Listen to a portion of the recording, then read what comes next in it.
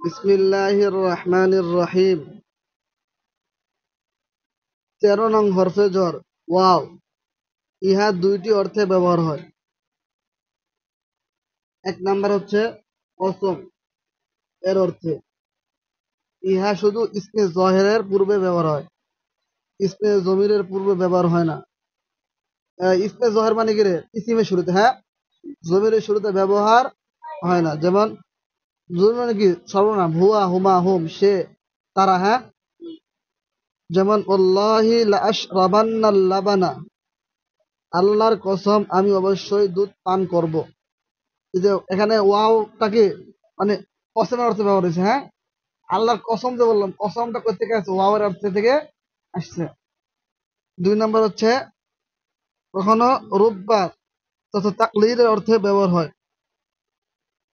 যেমন ওয়ালিমিন ইয়ামালু বিইলমিহি, অর্থাৎ রুব্বা আলিমিন ইয়ামালু বিইলমিহি, এমন আলেমের সংখ্যা নগণ্য যারা কি স্বীয় এলেমের উপর আমল করে। বুঝছেন নি? এলেম অনুযায়ী আমল করা এটা অত্যন্ত গুরুত্বপূর্ণ। সবাই চেষ্টা করবেন আল্লাহ পাক বলার জন্য আমাদের সবাইকে এলেম অনুযায়ী আমল করা তৌফিক দান করে। হ্যাঁ, দেখা গেল অনেক কিছু জানি আমরা কিন্তু কি আমল করি না, তাহলে তো ওই জানার কি কোনো ফায়দা নাই। জানার উদ্দেশ্য কি? জেনে আমরা আমল করব, কিন্তু যদি আমল না করি তাহলে তো কোনো ফায়দা নেই। আল্লাহু আকবার।